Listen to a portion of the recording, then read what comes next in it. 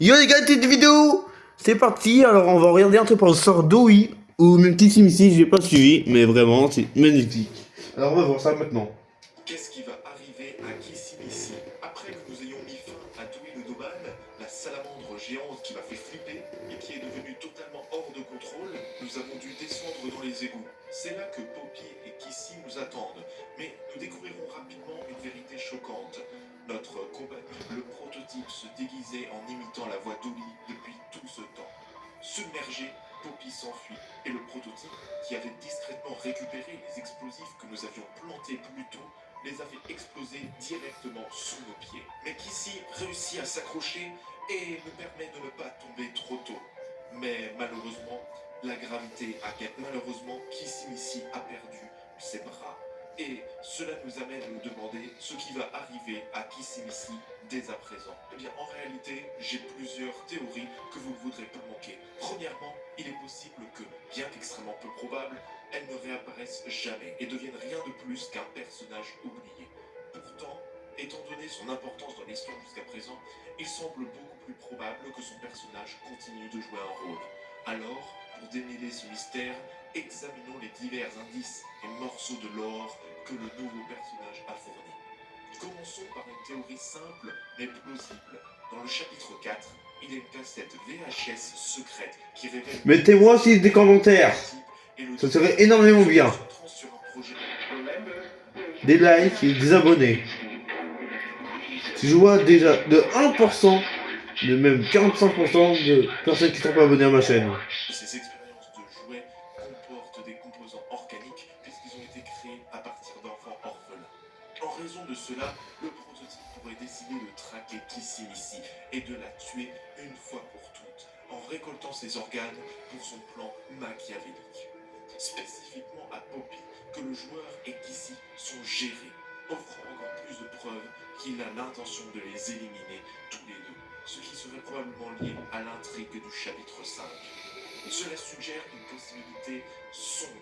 Nous pourrions tomber sur le cadavre de Kissimmee dans le chapitre 5. Une telle découverte pourrait être un moment vraiment triste, surtout si Poppy découvre cela et réagit à la fin tragique de son ami. Je veux dire, rappelez-vous.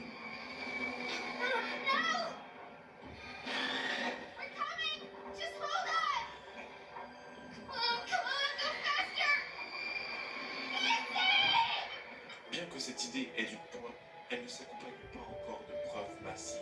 Alors, repensons à l'instant où le bras de Kissy a été arraché, car ce petit détail pourrait détenir la clé de ce qui lui arrivera par la suite. Tout au long du jeu, Kissy est décrit comme une créature assez instinctive, se fiant principalement à ses alliés pour sa propre survie. Mais elle n'est certainement pas complètement dénuée d'esprit. Pensez donc au chapitre 2, lorsqu'elle a aidé leur joueur, et dans ce dernier chapitre, lorsqu'elle nous a habilement éloignés de la ligne de vue du prototype, sans qu'il ne cligne des yeux, bien qu'il soit connu pour être très intelligent. Cela suggère que Kissy pourrait être plus intelligente que ce que nous lui attribuons. Peut-être qu'elle a élaboré sa propre stratégie pour survivre à la colère du prototype. Elle pourrait, par exemple, lui obéir et jouer afin qu'il ne la considère pas comme une menace. Plus tard, nous pourrions rencontrer Poppy qui pourrait nous révéler le plan de Kissy, ce qui nous amènerait à utiliser son bras arraché comme d'un en le brandissant autour des coins. Nous pourrions attirer le prototype directement dans un piège, le détruire et faire tomber tout le reste de Playtime Co. C'est un scénario probable, mais il y a un problème majeur. À la fin du chapitre 4, Poppy s'enfuit seule dès qu'elle découvre que son cher ami Oli était en réalité... Who is this?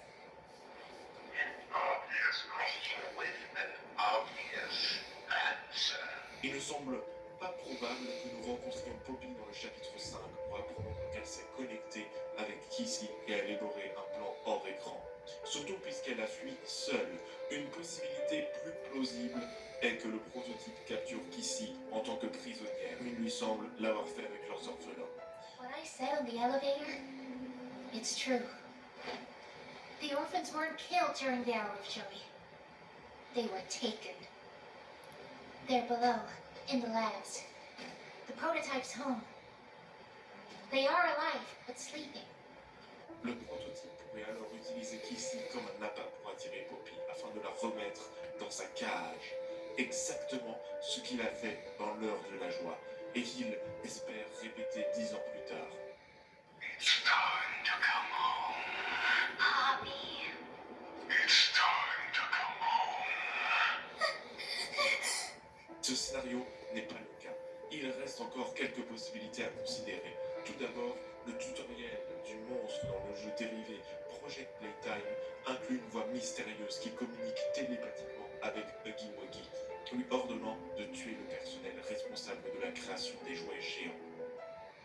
On est arrivé. On est arrivé où déjà? J'adore cet endroit. Du puzzle. Qui est-ce qui va être choisi pour le réveillon? Excellent choix. Sérieusement? Alors moi j'aime tout ce qui est froid.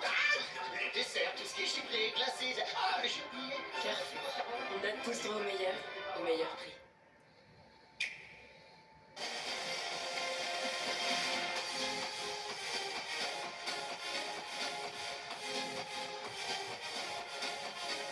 Just Dance édition 2026, disponible à la plaque. 100% de couverture des cheveux blancs. Waouh. Ça me fait plaisir de me voir comme ça.